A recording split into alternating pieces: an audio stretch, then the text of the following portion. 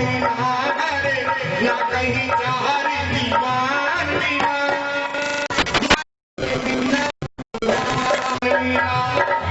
माड़ी पे तो इतना बड़ी सत्ता बचा हमारी बहने सावन के महीने में ढोल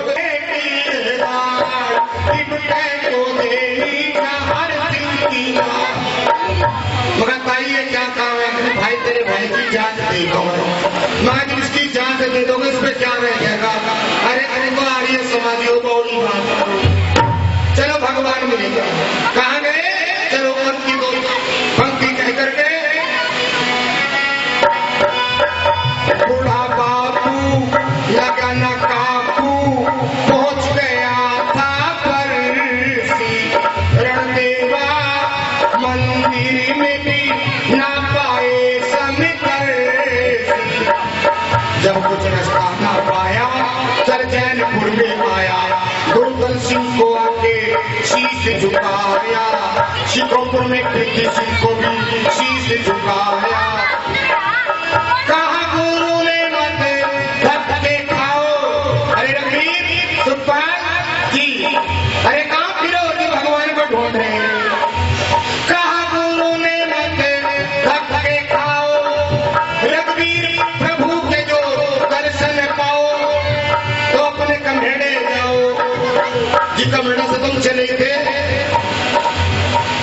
और कहा जा दिया हमने वहां से चले थे तो उन्होंने कहा डिंडोली खेड़ा आ जाओ डिंडोली खेड़ा में क्या है जी कहा गुरु ने मत धक्के खाओ रघुवीर प्रभु के जो दर्शन पाओ तो आर्य समाज में जाओ आर्य समाज कहाँ है जी ये आर्य समाज का सत्संग हो रहा है डिंडोली खेड़ा कैसे मिलेगा भगवान कि देखो जाकर विद्वान लोग क्या कहते हैं प्रवचन कैसे होते हैं भजन कैसे गाए जाते हैं वो बताते हैं किसकी तू तेरे तलाश में हरदम रहता तेरे पास में पढ़ ले सत्यार्थ प्रकाश में और देख पहले ही समुल्लास में ये सत्यार्थ प्रकाश क्या होता है अरे ऋषि दयानंद सरस्वती का अमर ग्रंथ सत्यार्थ प्रकाश है इसको जो पढ़ करके देखेगा भगवान के दर्शन होंगे और मन के भ्रम दूर होंगे पाखंड से बचेगा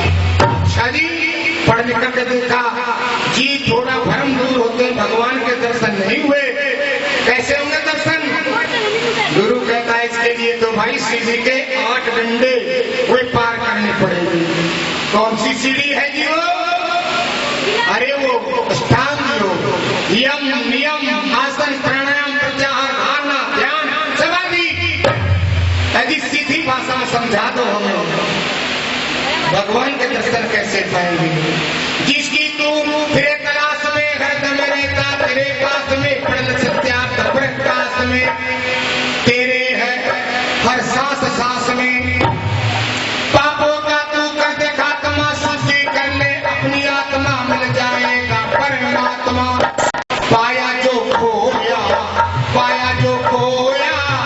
आत्मा को धोया इस दिल में डोरा दिल जान मिला मन मंदिर में भी भगवान मिला कण कण में समाया भगवान मिला सर्वे व्यापी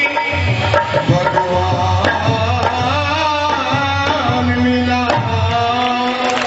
का इस सम्मेलन का ये समापन समारोह चल रहा है रात्रि का इति ओम शंकर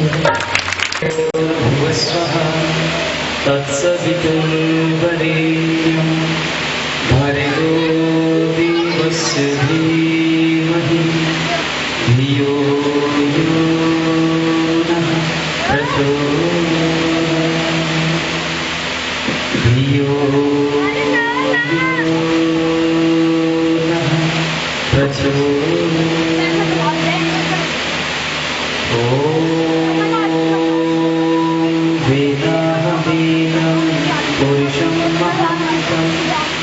आदित्यवर्णं तं सह परस्तात् तमेव विदित्वा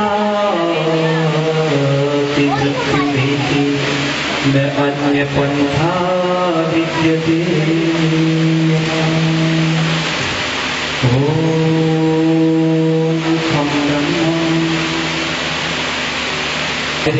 का नाम रोशन करने वाले पंडित सुखपाल आदि जी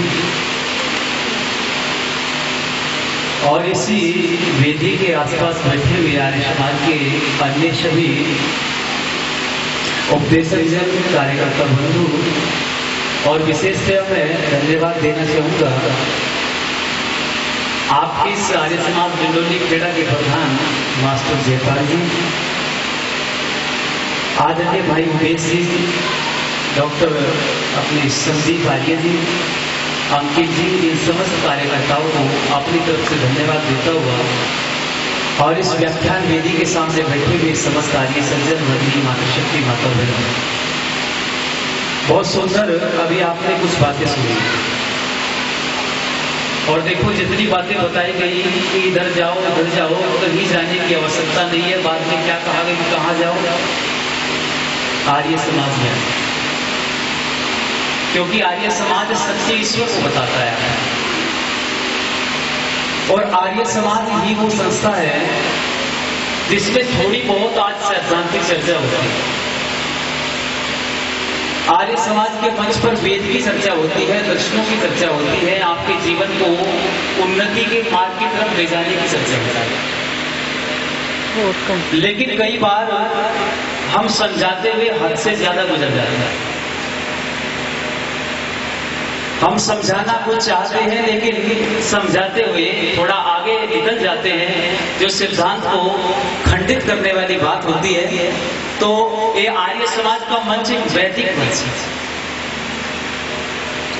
इस पर बड़ी गहराई से सोच विचार करके व्यक्ति चलते हैं तो ये आर्य समाज का मंच पूरे देश को नहीं पूरे विश्व को दिशा दे रहा है। और इस मंच पर बड़ी सुंदर चर्चा हमारे पूर्वोत्तर विद्वानों से सुनी, तो मैं थोड़ी सी चर्चा आपके बीच में कर रहा हूं कि देखो आर्य समाज सच्चे अर्थों में ईश्वर को बताता है और कहीं भी आपको शांति नहीं मिलेगी, क्योंकि मैंने पहले भी कहा था, आज भी कह रहा हूं कि आत्मा के पास में आनंद नहीं है सज्जनों। ये आनंद की चाह में ही सत्संग में जाता है, आनंद की चाह में ही मंदिर में जाता है, आनंद की चाह में ही कावड़ लाता है, आनंद की चाह में ही खुशी मिल जाए कैसे आनंद।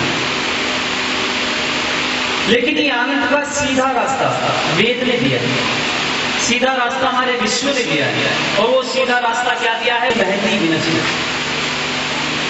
बड़ी सुंदर बात कहती है उपनिषद की, इस जन्म में यदि ईश्वर को जान लिया तो ठीक, यदि नहीं जाना तो बहती विनष्टि बहुत बड़ा विनाश है, जाने फिर मनुष्य का जीवन जीने या नहीं। तो इसलिए इसी जन्म में जानने का प्रयास करना है। लेकिन आर्य समाज समझाने की कोशिश करता है तो लोग कहते साहब आर्य समाज को खंडन करता है। सारे लोग क्या बोलते हैं, दूसरे संप्रदायों के लोग, दूसरे मत मतांतरों के लोग एक बात कहते साहब आर्य समाज को खंडन करता है, पर याद रखना आर्य समाज खंडन नहीं करता, बल्कि आर्य समाज संकेत की भाषा में को समझाता है। और कैसे समझाता है, हमारे साथ कई बार ये घटना ऐसे हो जाती है कि एक नौजवान था, गांव में रहते और इस गांव के नौजवान ने पढ़ लिख करके नौकरी कर ली। अब शादी की जब बात आई तो इसकी शादी एक शहर की लड़की के साथ हुई। अब नौजवान गांव का रहने वाला और लड़की कहां की रहने वाली थी, शहर में। अब गांव में और शहर में थोड़ा अंतर हो, और अंतर क्या है, बहुत जरा सा अंतर है कि गांव वाले मोटा खाते और मोटा ही पहनते हैं और शहर वाले पतला खाते और पतला ही पहनते। अब ये शादी तो होगी, पत्नी घर में आ गई, आने के बाद इस पत्नी ने कहा देखो मुझे अपनी माँ की याद आ रही है, आपकी इजाजत हो तो मैं अपने माई के चले जाऊं। अब ये बात सुन करके देवता ने पत्नी को भेज दिया कि चली जाओ देवी। अब ये देवी जैसी अपने घर पर गई तो 15 दिन बीते थे, इस देवता को अपनी पत्नी की याद आई और इसने विचार किया चलो कि जाकर के पत्नी को वापस लाओ। अब ये गया अपने ससुराल में और जाकर के सासू माँ से नमस्ते की, अभिवादन की। अभिवादन करने के बाद भी बैठ गया चारपाई पर और बातों ही बातों में खाने का समय हुआ। और जब खाने का समय हुआ तो थाली में एक कटोरी में दाल आ गई और थाली में कुछ रोटियां भी आई। अब मैंने आपसे कहा है कि शहर वाले पतला खाते और पतला ही पहनते, और रोटी तो आई थी थाली में, लेकिन रोटी कैसी थी, बहुत बारीक थी। अब ये नौजवान इसने गांव में माँ की हाथ की मोटी मोटी रोटियां खा रखी थी। अभी एक बार थाली की तरफ देखता और एक बार अपने सासू माँ की तरफ देखता। अब विचार करता कि रोटी को ऐसे ही खा जाऊं या टुकड़ा तोड़, विचार कर रहा है। अब विचार करते करते इसके दिमाग में आया कि चलो अपनी मनमानी करता हूं, इसने एकदम से पूरी रोटी उठाई, मोड़ी, दाल में लगाई और पूरी खा गया। अब ये एक एक रोटी उठाता, खाता चला जाता। अब इस बात को देख करके इसकी सासू मुस्कुराने लगी, जोर जोर से हंसने लगी, इसकी सालियां भी मुस्कुराने लगी, परिवार में मजाक का माहौल बन गया। अब इस बात को देख करके पत्नी बाहर आई किचन से, रसोई से बाहर निकली और आकर के देखने लगी कि सब लोग क्यों हंस रहे हैं जोर से। आकर के देखा कि मेरा देवता गलत तरीके से रोटी खाए। अब ये देवी उसको संकेत करके कुछ समझाना चाहती है। अब ये देवी कहना चाहती है मेरे देवता वैसे रोटी के 4 टुकड़े होने चाहिए, पर तुम कितने कर लो? 2 कर लो। लेकिन ये देवता संकेत गलत पकड़ गया और ये पहले 1 रोटी उठाता था और अब है लोगों को, लेकिन लोग संकेत को गलत पकड़ दिया। हम कहते हैं कि ईश्वर दर दर भटकने से नहीं मिलेगा, दर दर भटकने वाला हमेशा दूर दूर होता है। जो आज यहाँ जाएगा, परसों वहां जाएगा, कल वहां जाएगा, ऐसे भटकता रहेगा, उसको कहाँ ईश्वर मिलेगा? सारा जीवन बीत जाएगा और जीवन बीत गया तो फिर वही फुर्सत की बातें रहती विनष्टि, बहुत बड़ा विनाश है। तो इस कारण से आर्य समाज के संसद में आकर के हमको पता चलता है, आर्य समाज किसी का खंडन नहीं करता। आर्य समाज तो सत्य को सत्य कहता है। 2 और 2 5। तो अध्यापक इस पर सही का निशान लगाएगा, क्यों जी? गलत का निशान लगाएगा। अच्छा, दूसरा बच्चे ने लिखा 2 और 2 6, तो क्या इसको भी सही लगाएगा? और एक बच्चे ने लिख दिया 2 और 2 4, तो इस पर अध्यापक सही का निशान लगा देगा। याद रखना, ऋषिवर देव दयानंद ने यही काम किया है, जो सच था उस पर सही का निशान लगाया है और जो गलत था उस पर गलत का निशान। हमको सत्य और सत्य का ज्ञान कराया है कि दुनिया के लोगों को वहां भटकने से कुछ नहीं मिलेगा। जितना दर दर भटकते जाओगे, आत्मिक शांति विखंडित होती जाएगी, आत्मबल नहीं मिल पाएगा और सच्ची शक्ति आपकी आत्मा में नहीं आ पाएगी। आपने देखा एक पौधा, चंपा का पौधा, और ये जो चंपा है ना, इसकी एक खासियत है कि इस पर भौरा नहीं बैठता। बहुत सारे फूलों पर बैठता है, रूप रंग और भास, अरे अवगुण है वो कौन सा सी भौरा ने आवे,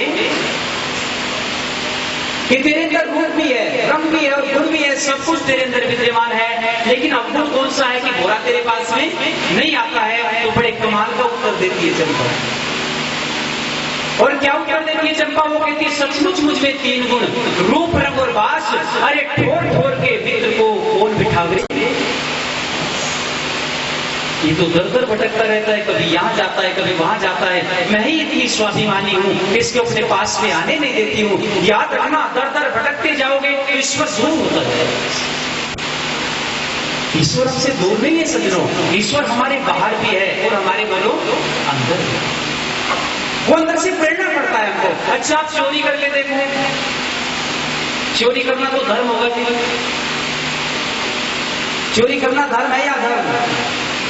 अब चोरी जब हम करते हैं तो अंदर से कुछ चीजें आपके हृदय में उठेंगी, उनको कहते हैं भय, शंका और लज्जा।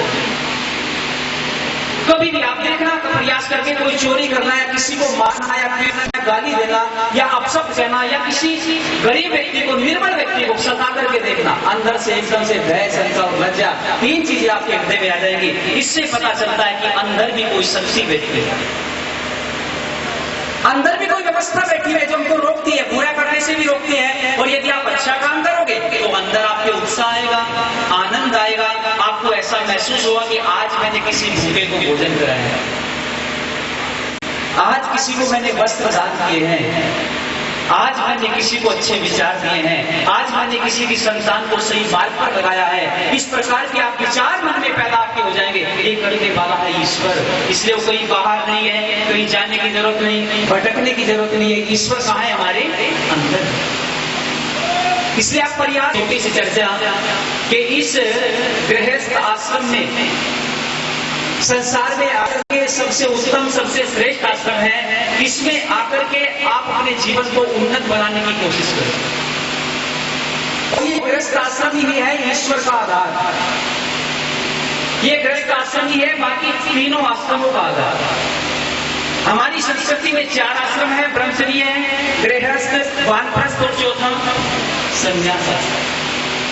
देखो आप लंबे समय से सत्संग सुनते आ रहे हो, पता नहीं कितने लंबे समय से यहाँ कार्यक्रम हो रहे हैं, तो आपको ये फंडामेंटल जानकारियां होनी चाहिए कि हमारे वेद कितने हैं, हमारे दर्शन कितने हैं, हमारे उपनिषद कितने हैं, हमारे ब्राह्मण ग्रंथ कितने हैं, राम और कृष्ण का जीवन चरित्र कैसा था, सीता का जीवन चरित्र कैसा था, कौशल्या का जीवन चरित्र कैसा था, ये मूल जानकारियां हैं, आपको होनी चाहिए। और इन्हीं जानकारियों के लिए आर्य समाज का मन चलता है, फालतू की बातें बोलने के लिए आर्य समाज का मन चलती है। यहां से केवल वेद की ही चर्चा होनी चाहिए और ये विशेष ध्यान रखना चाहिए संचालक को। ये मंच बहुत गहराई से बड़े कंट्रोल के साथ में चलना चाहिए। वैदिक मंत्रों की चर्चा होनी चाहिए। एक मंत्र की चर्चा मैं आपके बीच में करना चाहूंगा, बहुत छोटी सा मंत्र। क्यों? क्योंकि वेद को बिना जाने कल्याण हो नहीं सकता। बिना वेद के शरण में आए, बिना वेद को जाने प्रयास किए जीवन में सुख आ नहीं सकता। और सुख मिलने का मंत्र है कि यम रक्षन्ति प्रचेतसो विद्रो वरुणो अर्यमा न की सदभ्यते जना। कि जो व्यक्ति अच्छे लोगों के पास में बैठता है उसको सुख मिलता है। अच्छा, संसार के जितने भी प्राणी हैं सभी सुख चाहते हैं, कोई दुख नहीं चाहता है। किसी से भी पूछो कि भाई क्या चाहिए तुम्हें, तो सब क्या कहते हैं? हमको सुख चाहिए।